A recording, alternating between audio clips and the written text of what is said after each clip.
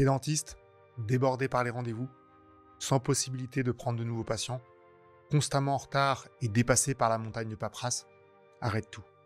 Imagine ton cabinet qui roule comme le mécanisme d'une Rolex. Chaque patient, pris à l'heure, et tes journées libérées du stress. C'est exactement ce que je vais te dévoiler dans cette vidéo. Astuce numéro 1, préparer les dossiers à l'avance. Pour moi, la chose la plus importante, c'est qu'en fin de séance, il faut tout écrire dans le dossier. N'hésite pas à écrire en langage parlé, c'est vraiment des notes pour toi, et ça fait aussi office de traçabilité. Moi, je note vraiment tous les détails. Par exemple, un nouveau patient arrivé 5 minutes en retard, dents avec petite cavité, pas de douleur au froid, au chaud, mais gêné avec aliments qui se coincent dedans. C'est un exemple, hein. Mais je mets un IRM et lui dis qu'il faudra faire un soin sur cette dent et prévoir un détartrage. Je note vraiment tout dans le dossier, comme ça, à la séance d'après, je sais exactement où j'en suis et aussi ça fait office de traçabilité. Du coup, quand j'arrive le matin, j'arrive environ 30 minutes avant l'arrivée du premier patient, je regarde tous les dossiers de la journée et ça me permet de remémorer ce que j'ai fait et ce que j'ai à faire.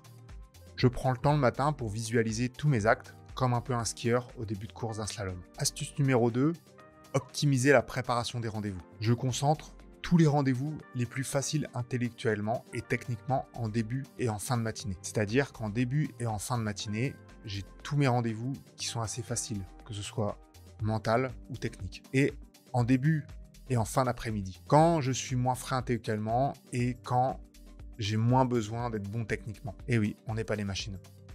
C'est par exemple les rendez-vous de première consultation, de détartrage, ou les déposes des points, les contrôles, enfin les petits rendez-vous quoi. En milieu de journée, je préconise de mettre les rendez-vous les plus importants techniquement, ceux qui me demandent de plus mentalement.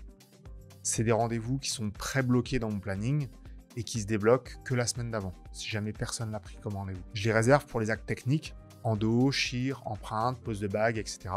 Ces créneaux sont bloqués et réservés pour les patients venant d'accepter leur devis. En fait, ça permet, quand il vient d'accepter le devis, il a des rendez-vous très rapidement. Ça lui permet de ne pas attendre encore 15 jours, 3 semaines pour avoir un nouveau rendez-vous. Donc, mes assistantes, elles sont prévenues qu'on peut mettre que ces patients qui ont accepté les devis ou des rendez-vous avec plusieurs soins. C'est des rendez-vous plus compliqués. C'est les rendez-vous qui me prennent en gros le plus d'énergie. Il y a plusieurs avantages à faire cela. Le premier, c'est que les patients qui viennent d'accepter le devis ou qu'il faut soigner rapidement ont des rendez-vous d'une semaine sur l'autre. Et l'autre avantage, c'est que mes journées se ressemblent quasiment toutes, techniquement et intellectuellement. Ce qui me permet de bien gérer mon temps et surtout mon stress.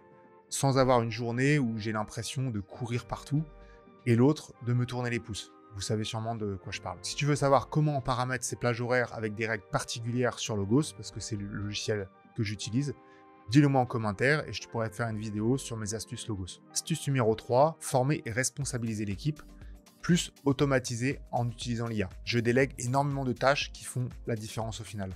Par exemple, ma secrétaire qui fait signer les devis sur tablette, plus questionnaire médical bien sûr sur tablette, qui est un gain de temps car ça évite de scanner. Parfois aussi, on envoie le questionnaire médical à l'avance par mail et le patient y répond.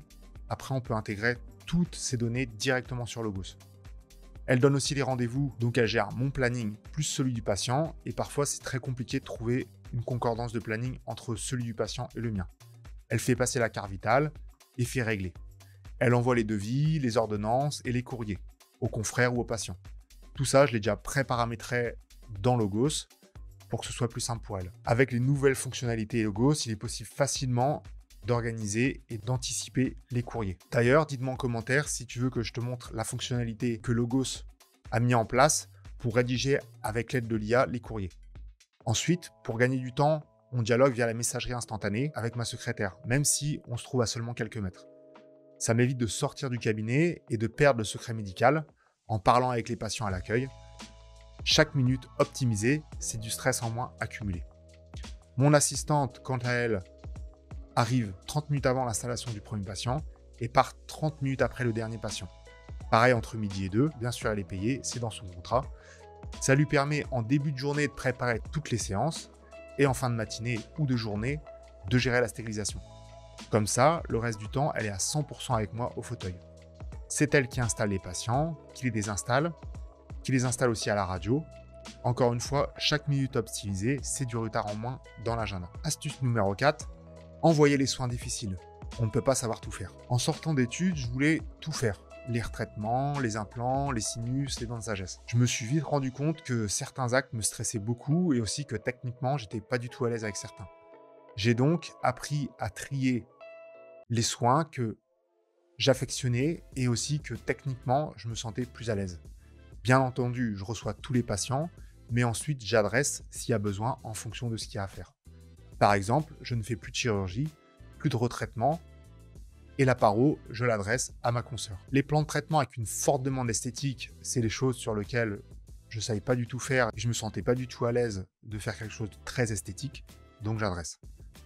Je me sens pas à l'aise dans ce genre de cas, et les dentistes savent beaucoup mieux faire que moi, donc ça ne me dérange pas d'envoyer. Je pense qu'il ne faut pas hésiter à adresser, et bien s'entourer, que ce soit en s'associant avec des bonnes personnes dans son cabinet ou même en dehors. Ça permet d'enlever beaucoup de stress dans une journée, et surtout de gérer beaucoup mieux son temps technique, car il y a beaucoup moins d'imprévus. Astuce numéro 5, prévoir des marges pour l'imprévu. C'est peut-être l'astuce la plus bête qui soit, mais pour moi c'est la plus importante. Quand j'ai commencé, je voulais vraiment blinder mon agenda, car je voulais voir tous les patients et le plus vite possible. Le problème c'est que ça a accumulé ma fatigue, et je perdais en productivité. J'étais de moins en moins énergique. Je me suis donc posé, et j'ai noté tous mes temps de séance. Par exemple, extraction une dent, endo-pré-pro-empreinte, détartrage, etc. Avec l'expérience, c'est ensuite plus simple de jauger, mais au début, autant prévoir un peu plus large. Ensuite, j'ajoute 5 minutes pour l'installation du patient et 10 minutes d'imprévu sur chaque séance technique. Pas pour le détartrage ou une première consultation. Là, j'ajoute quasiment pas de temps d'imprévu. Ça fait que je suis vraiment jamais en retard, et même souvent en avance. J'ai aussi remarqué une chose, c'est que ça a eu un impact sur le comportement de mes patients. En voyant que j'étais tout le temps à l'heure ou même en avance, ils arrivent tout le temps à l'heure et même souvent en avance. Donc, le fait d'organiser ton agenda de cette façon, ça donne une habitude aux patients et ça leur permet du coup d'arriver tout le temps à l'heure. Ça permet aussi de donner une bonne image du cabinet en étant tout le temps à l'heure et même parfois en avance. Voilà un petit peu, avec ces astuces simples, tu gagneras en sérénité et tes patients en satisfaction. Essaye-les dès demain et dis-moi dans les commentaires laquelle t'a le plus aidé.